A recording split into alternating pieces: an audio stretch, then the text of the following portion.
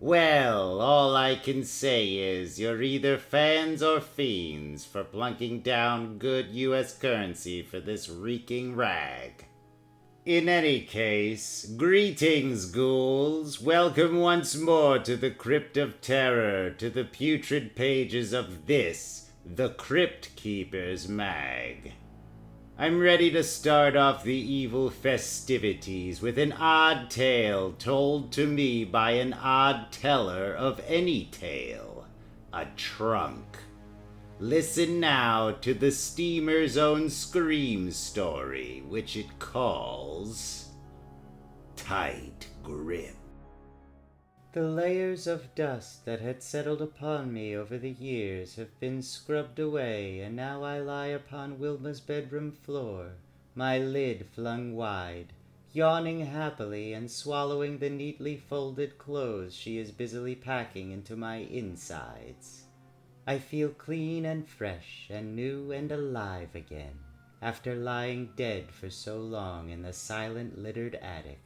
And there is a joy within me that mirrors Wilma's joy, for today Wilma is to be married. Ta-dum, ta-dee-dee-dum. Oh, yes, Jeeves? What is it?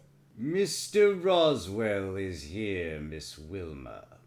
Wilma is like a child again as she flits about her bedroom singing happily. The child I knew who used to steal up to the attic when we were both so young, and peer inside me and finger the old lace and cloth that had been stored in me and forgotten. Carl? Oh, he's early. I'm not even ready. Show him in, Jeeves. Yes, ma'am. Yes, I am an old trunk. I was with Wilma's parents on their honeymoon. I was new then, and I carried their belongings when they moved here, to this house, and then I was put away up there, where all I could do was wait and listen and grow old. Carl, darling. Wilma, my pet. I heard many things while I lay there gathering dust in my attic grave. I heard the lusty cry of the newborn infant named Wilma. I heard her childish voice as she scampered about downstairs, and I saw her when she came to me and played with me and laughed gaily. Almost packed, Wilma dear? Almost, Carl. And I loved her, even after she'd grown, and no longer came to me and searched my contents and tried on my shawls and dresses and scarves. I loved her, even when all I could do was lie there and listen to her below, listen to her footsteps grow heavy with the years, and her mother's and father's footsteps disappear with their deaths. I've called the Justice of the Peace, and he's waiting for us. The reservations at the hotel are set. Oh, Carl, I'm so nervous I can scarcely pack. And I felt her youth pass as she felt it pass, and I prayed as she prayed, that she was not destined to a life of loneliness, that she would meet someone, and he would ask her to be his wife. And now our prayers, Wilma's and mine, had come true. Here, let me. You go get ready. I'll finish up. Yes. Oh, dear, I hope I haven't forgotten anything. Just one thing, though. One thing that bothers me. One thing that spoils the joy I feel. This man, this Carl Roswell, this man who even now anxiously stuffs the last few articles of Wilma's newly purchased trousseau into me. I am afraid of this man. There! Ready to go, Wilma? Ready, Carl. I feel his rough hands upon my lid, slamming it down, and I wince, not with pain, not from the noise. I wince with fear. There is something about this man. Something terrifying. Let's go, then. You rang, madam. Carry my trunk out to the car, Jeeves. Now Jeeves is coming toward me, and I feel myself being lifted and carried. Heavy, Jeeves? Not very, ma'am. And suddenly I feel the warm sun upon me for the first time in 39 years. Just toss it on the back seat there, Jeeves. Yes, Mr. Roswell. And as the car doors slam and the motor roars, I sigh happily, my fears forgotten. Goodbye, Jeeves. Goodbye, Miss Wilma. Good luck. Have a happy honeymoon. I sit contentedly, feeling of the silk and lace and flimsy things inside me, and the wind upon me as we speed south. Wilma and I, and this man. Happy, darling? Very. And then we stop, and Wilma and Carl leap from the car and hurry, giggling, up a flowered walk. And I see the sign and hear the welcoming voice of the Justice of the Peace. Right on time. Come in, come in. I wait, dreaming, and after a while Wilma and Carl come out, and there is a band of gold on Wilma's third finger of her left hand, and I know that she and this man are husband and wife. God bless you, and the best of luck to you both. Thanks. Bye! And now it is evening, and the sky grows dark. We pull off the highway into a road leading to a vine-covered hotel. Wilma and Carl's honeymoon hotel. It's a darling spot, Carl. I'm glad you like it, Wilma. Strange hands pull me from the car, carry me across the hotel lobby, and drop me to the floor before the elevator. And I listen to the scratching of the pen as Carl registers. Mr. and Mrs. Carl Roswell. Looks good, huh, honey? It looks wonderful, darling. Now we are alone, Wilma and I and Carl, alone in this hotel suite. And suddenly that fear is back again. That fear of this man who has taken my Wilma as his bride. Tired, dear? Very. Wilma's nervous fingers lift my lid, and she rummages through me, lifting out her prettiest gown, for this is the night we've both dreamed of, Wilma's wedding night. Wilma. Yes, Carl? What? Carl stands before Wilma, the gleaming axe that he's just taken from his bag in his hand. Carl! That axe! I'm gonna kill you, Wilma. Carl, you're joking. You're a fool, Wilma. Did you really think I could love you? Did you? You're almost 40. I'm 27. It wasn't you, Wilma. It was your money. I planned all this, Wilma. Planned it carefully.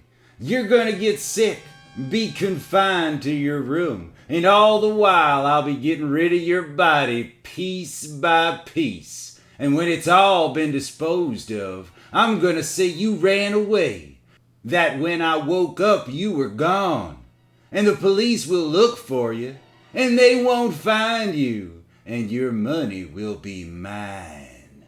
The axe blade cuts Wilma's scream for help short as Carl brings it down upon her blanched face. No! Carl! No! Ah! Yes, Wilma. I am empty now. Carl has stripped me of my contents. The newly purchased lingerie, the shoes, the dresses.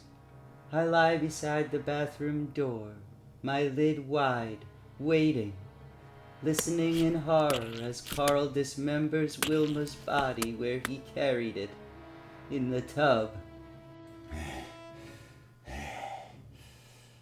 There is a sadness in me somewhere, deep in the wood grains, in the metal reinforcements, in the leatherette that covers me. There is a crying and a sadness and an anger. I feared this man. I feared for Wilma. Now she lies dead, being rent asunder by this mad maniac. Suddenly I despise him. Despise him with every rivet and screw in my body. Into the trunk you go. I recoil as the dismembered section of Wilma's once proud body drops inside me, and I feel its softness and the fluid that flows from it. I slam my lid down in fright and loathing, and Yow! And suddenly, amid my sadness, there is glee. I have hurt this madman who has taken my loved one from me. I can hurt him again. Blasted dead-gum trunk! Stay open, blast you! Another part of Wilma is tossed within me, and again I slam my lid shut upon his cursed bloody paw. Ah! Now Carl has jammed a stick into my mouth, forcing my lid to stay open, preventing me from hurting him. But there are other ways. I will wait. He fills me with Wilma's severed remains, and I embrace them lovingly. There. Done. Now to shut and lock it, and clean up the place. I lie locked, waiting. The slimy grew inside me. I listen as Carl phones down to the desk. My wife doesn't feel well. I wonder if you could serve our meals in our room. She wants to remain in bed. And, please leave word with the chambermaid that we are not to be disturbed. Carl is clever. Very clever. He has taken pillows and laid them neatly upon the bed and covered them with blankets so that it appears as if Wilma lies there. Your dinner, Mr. Roswell! Oh, thank you. Shh. Mrs. Roswell is asleep in there. And every so often he comes to me and unlocks me and removes a dismembered section of Wilma's body and wraps it carefully in the paper he's brought for the purpose and goes out for a walk. Lovely day, Mr. Roswell. How's Mrs. Roswell? Much better. Remember, she's not to be disturbed. And no one suspects the truth. Only I know the grisly truth. The days pass. The parts inside me are slowly disappearing, and I grow desperate. I must thwart this fiend. Expose him. Heh heh. Time for another walk. What the? Carl struggles with the lock, but I have jammed it well. He curses, kicks me. Open, blast you! But my lock holds fast, and now Carl is desperate. This will call for a change of plans. I listen as he phones. Desk? Oh, will you send up a boy? My wife is feeling better now, and we'll be checking out in the morning. We have a trunk up here we'd like to send on ahead. The bellboy arrives with his dolly, and I feel myself lifted and feel Wilma's dried and rigid remains shift within me. Take it down to the express office, son. Here's the address it goes to. Yes, sir! And now I am being wheeled out of the elevator, across the crowded lobby. This is what I planned. This is what will expose my loved one's murderer. I snap open my lock, swing wide my lid. Watch it. Oh! What the? Good Lord. The lobby of this placid honeymoon hotel reverberates with screams as I spill forth my blood-stained, gory contents upon the plushly carpeted floor. And up above, Carl hears the screams and knows that the truth is out, that his horrendous deed has been discovered, and he makes his exit. I better get out of here. And now it is 4 years later. Once more I lie in darkness, gathering dust. I lie in a warehouse where the police have stored me until they can catch Carl and bring him to trial and put me up as Exhibit A. I lie through the years and I wait, but no one comes for me. No one comes to take me out into the sunlight, and I grow angry and hunger for revenge. Mine and Wilma's revenge. Shut up, you fool. This way. What a haul. Voices. Voices in the darkness. And one voice is familiar. 2 shadows with gleaming flashlights move toward me where I lie among wardrobes of mink coats and boxes of stolen articles that the police have recovered and are holding for their claimants. I told you we'd find plenty in here, Carl. Yeah.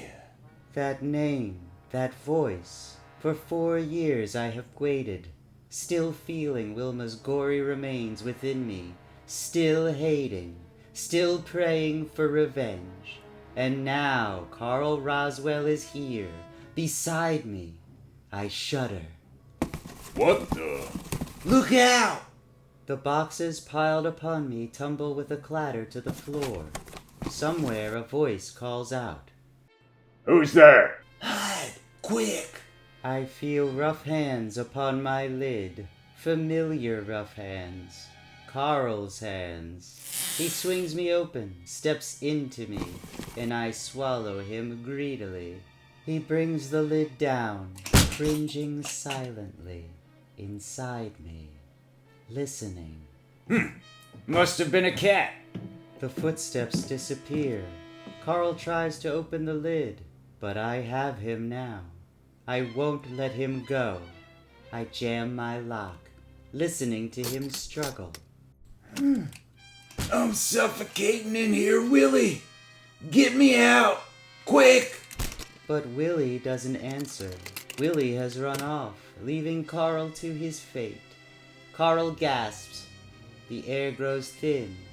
Finally, in desperation, he pulls his gun, firing it through my sides. Need air. Better to chance being caught than... And now I take my revenge.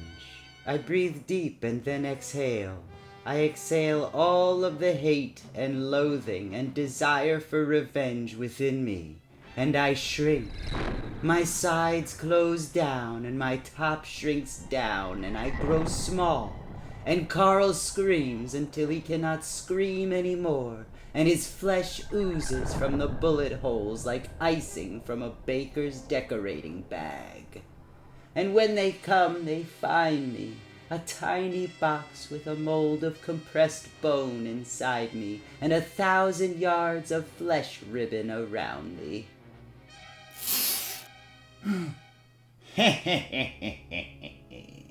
Yep, kiddies, Wilma's old trunk shut Carl up all right. Anybody care for a foot-square bone cube? If you could find a mate for it, you could mark 'em with spots and have a heck of a crap game. No? Aw. Okay, I'll use it as a paperweight to hold down my next yarn till we meet again later on in my muck mag. Right now, the Vault Keeper awaits with his offering. I'll be shuffling off till we reek again.